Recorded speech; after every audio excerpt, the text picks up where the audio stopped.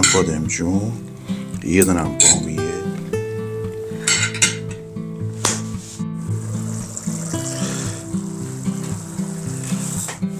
خب از این خوشگلتر و کم روغن‌تر بادمجون داریم مگه دیگه؟ سلام، به آشپزخونه خودت خوش اومدی. من پرویز هستم و امروز هم میخوام با یه تابه برای شما آشپزی کنم. خب گازم رو روشن میکنم، تابه رو میذارم روش، زیرش کم میکنم. خب من کارم شروع میکنم اول با بادمجون ها.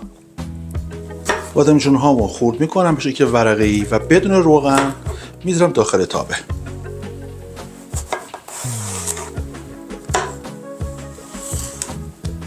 حالا بادمجون ها رو بدون روغن بذاردش داخل تابه. این عمل باعث میشه که بادمجون ها حالت کبابی خودش میگیره و یه طعم دودی خوب پیدا میکنه که طعم ما رو خیلی قوی میکنه. در ضمن روغن هم خیلی کمتر مصرف میشه. میبینید بادمجونامون چقدر قشنگ خشک شدن. الان با 2 قاشق روغن کلش کاملا سرخ و طلایی میشه. حالا وقتی که یه مقدارم بهش روغن اضافه کنیم، این به همین قدر. به به، آدم لذت میبره وقتی به این زیبایی میتونه آشپزی بکنه.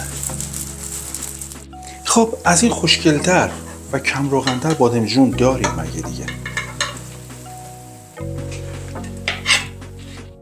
حالا تو مرحله دوم 150 گرم بامیه رو تفت میدم.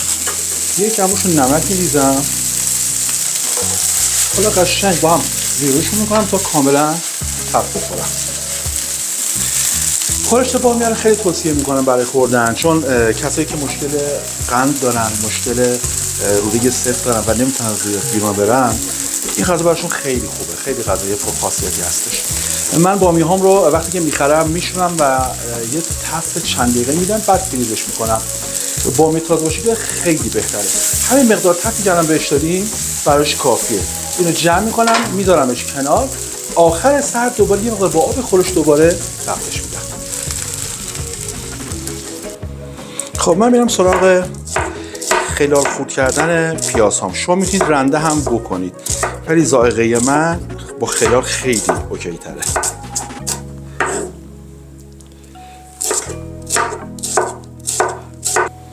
یه مقدار روغن میزنم داخل تابه. حالا پیازها رو اضافه میکنم بهش.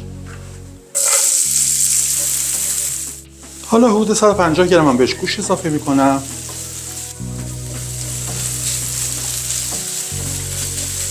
زردچوبه اضافه میکنم. یه مقدار فلفل سیاه.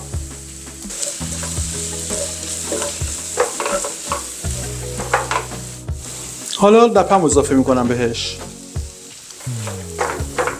این مواد 2 دقیقه با هم دیگه تفتشون میدم. حالا یه قاشق رب گوجه فرنگی اضافه میکنم. همینجا یه مقدار رو با تفت میدم تا بوی خامیش گرفته شه و رنگ خودش آزاد. خب وقتی که رنگ ربمون کاملا باز شد، حالا همه رو با هم مخلوط میکنم.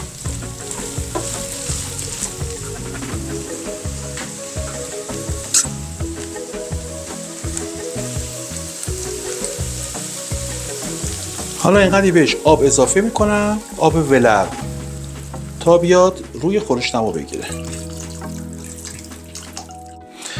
خب تقریبا کار ما تمامه. این خورش نیاز داره به 2 ساعت پخت. 1 ساعت اولش که پخت تمام شد، بهش نمک و یه قاشق غذاخوری زعفران اضافه کنید. بعد دوباره درش رو میذاریم و 1 ساعت دیگه اکسه پخت بهش میدیم. با شعله کم و در بسته. 1 ساعت، 2 ساعت یا 3 ساعت پخت بسته به گوشت شما داره. من لپه رو 2 ساعت قبل خیس کردم و لپه زودپزی هم هستش. گوشتم هم گوشت گوساله هستش.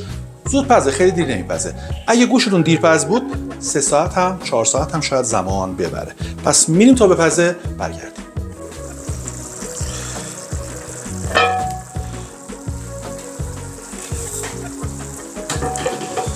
خب 1 ساعت و نیم تقریبا از پخت من زمان گذشته. نمکش رو اضافه کردم، یه قاشق هم بهش زعفران زدم. حالا وقتی هستش که بادمجون ها رو میذارم یه گوشه خورشتم تا بادمجون ها هم کاملا به خودشون عطر و طعم خورشتمون رو بگیرن. اگه اول میذاشتیم کاملا بادمجونامون برای سرو له میشدن. حالا بامیه ها رو هم میریزم یه گوشش. باور کنید عطرش داره مست میکنه منو. آخرین چاشنی، پودر لیمو. یه مقدار پودر لیمو تو آبش بریزید. به به به به به.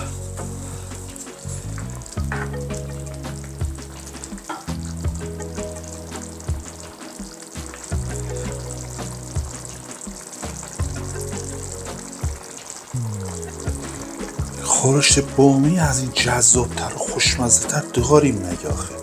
رنگ رخسار رو ببینید. حالا دهش میبندم. نیم ساعت دیگه غذای ما آماده است.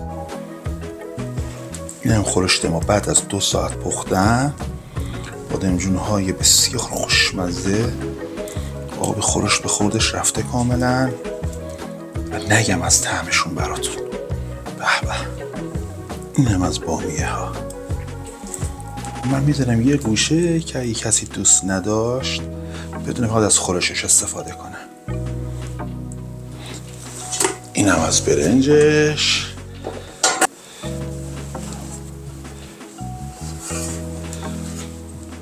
برنج ایرانی، اونم کته. خورشت بامیه. خب حالا خورشتم بریزم. به به، جای همتون واقعا خالی.